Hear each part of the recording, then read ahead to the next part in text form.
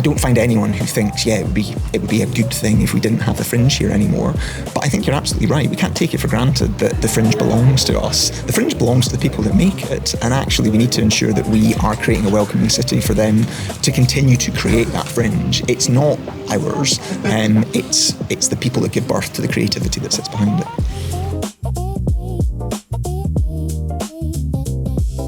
So I'm Jack from the Scotsman, and I'm Professor David Stevenson. I'm the Dean of Arts, Social Sciences and Management at Queen Margaret University. So looking around here, it's a bit of buzz. I mean, there's tons of people from the Fringe, tons of performers. What made you decide to turn it into Fringe accommodation? I think this conversation started a few years ago. We noted that we had some Fringe performers who were coming here and using our accommodation during the summer.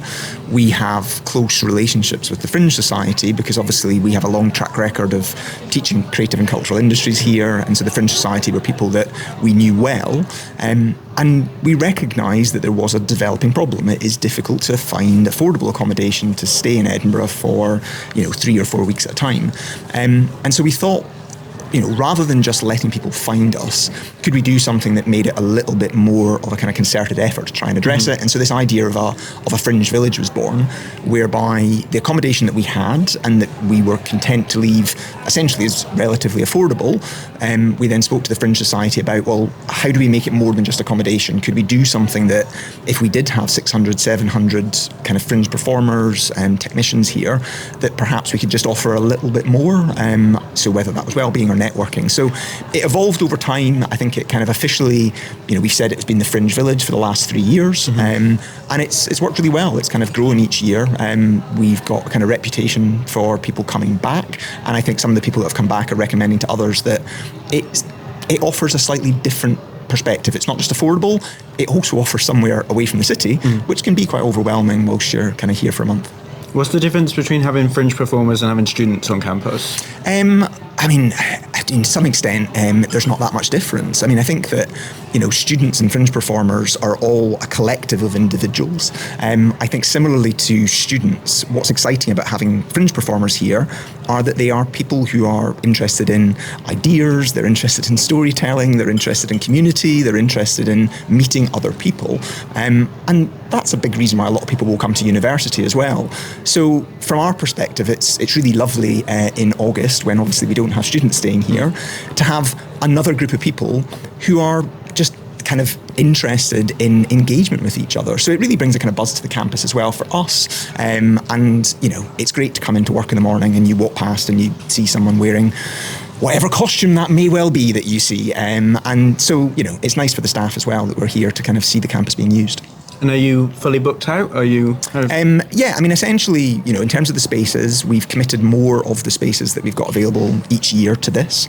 And this year we're up to around about sort of 640 kind of performers are staying. We've sold about 14,000 kind of accommodation nights.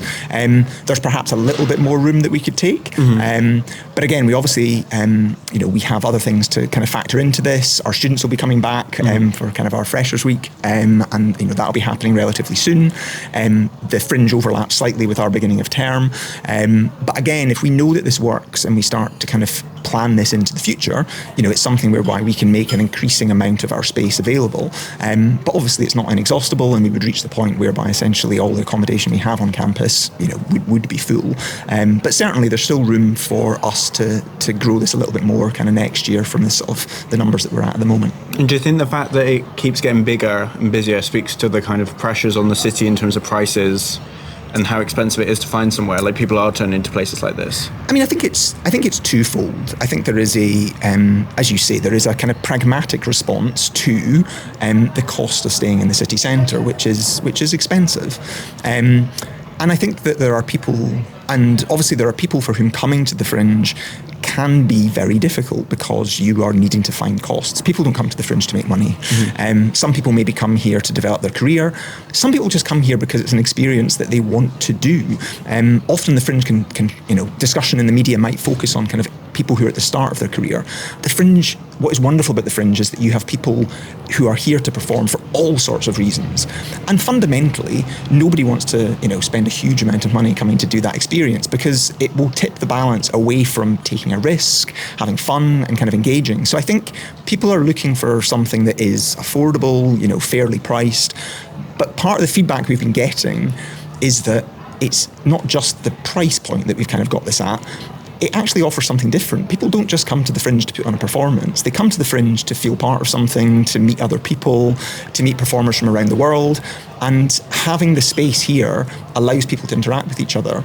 And I think that's something that we're increasingly appreciating more as we continue to do this and working with the Fringe Society on, is how do we offer an experience which allows people to get even more out of their Fringe experience, so that it's not just flyering on the Royal Mile and doing your performance and then going home, that actually there's an opportunity to make lifelong friends, to meet other people, to create new creative partnerships.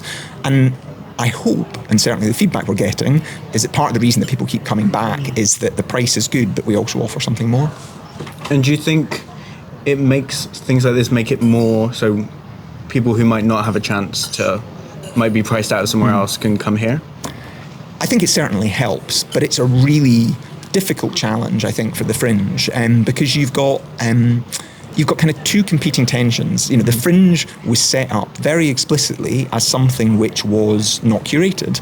It was set up by people who were excluded from the original international festival. And so the idea of the Fringe was that anybody could come. Nobody was going to make a choice to say, your performance can come, your performance can't come. Now, underneath that is the assumption that there's a sort of level playing field, that, if nobody's curating it, then anybody is able to come. And for a long time, that may well have been the case. Now, obviously, as the costs have gone up, what you have is a cost barrier that is developing for a number of people, whether that is people from working class backgrounds, whether that is people from kind of different parts of the country, different ages, different life stages, and that is becoming a barrier.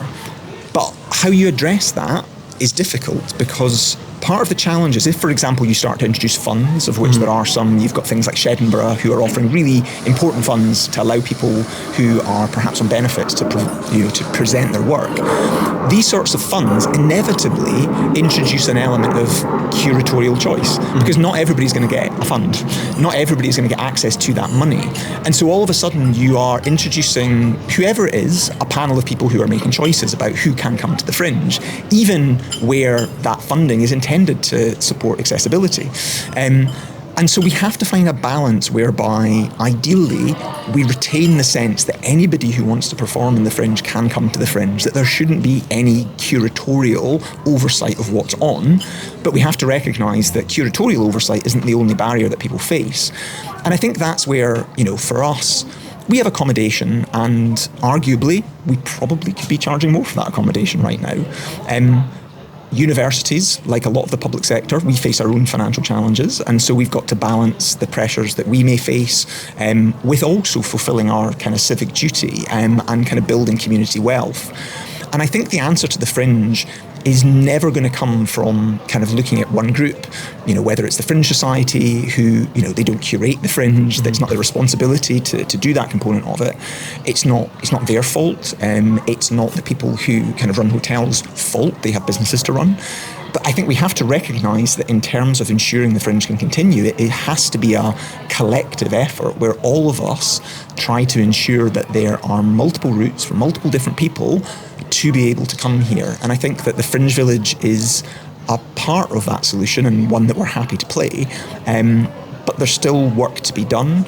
And I think collectively, as a city, as a region, as a country, we need to recognise that the Fringe is unique. It is world class. It is potentially unlike anything that happens around the world because of its size and scale. But in order for that to happen, it will never be something that can be done top down. And so it has to be something where all the parts of the ecology are aware of what influence they have, and where potentially the choices that they're making might be limiting the thing that we value most. So yeah, in short, we're a part of the solution, but certainly not all of it. So you think others could be doing more? I think others need to reflect on what we're doing. It's always difficult, because you can look at something and say, why is the hotel cost this amount, or why is somebody renting their Airbnb flat at that amount? Now, I don't know the background. It might be that is the amount of money they need to charge to cover the costs that they've got. I think we need to have an open discussion and a dialogue around about how do we ensure that everybody in the space is being kind of treated fairly, but that collectively we are kind of producing an environment that the fringe and the fringe performers can thrive in. And as I say, in one that is not curated, that doesn't have gatekeepers that are involved in it. So I don't necessarily think it's around about the question about doing more, but I think that it's something that potentially all of us need to spend more time coming together and going, how can we collectively help support this? Because I don't think it's as easy as sort of identifying that there's one particular challenge to this and it's hotels or it's the Fringe Society or it's the City of Edinburgh Council. You know, we all have competing priorities. All of us value the Fringe, and if the Fringe wasn't here, then we would all be, worse off culturally, economically, socially. And I think that there's probably more work that we can do.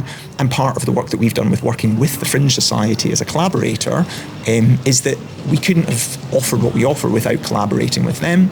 And equally, they needed access to the resources that we had here in order to solve the solution. So, yeah, I think there's more that we can all do by working together to recognise that the Fringe is something that we all benefit from. Well, I was going to say, like with the television festival, like these things can't be taken for granted, I guess. No. We're in a space where people are not. We live in a world where things are relatively mobile. You can take something and you can move it into a different location, you can move it digitally, and it would be an awful shame if we kind of got to a point whereby people felt that, the magic of what makes something like the Fringe work, which is fundamentally the variety, the diversity, the range of people that are here, that people recognise that, well, yeah, you could do that somewhere else. And if you did that somewhere else that had lower costs, essentially you would be able to do that a lot better.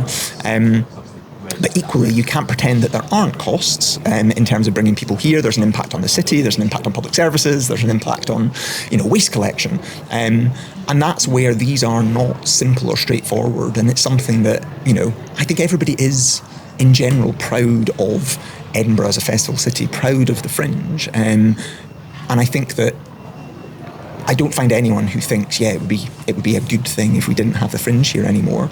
But I think you're absolutely right. We can't take it for granted that the Fringe belongs to us. The Fringe belongs to the people that make it, and actually we need to ensure that we are creating a welcoming city for them to continue to create that Fringe. It's not ours, and it's the people that give birth to the creativity that sits behind it.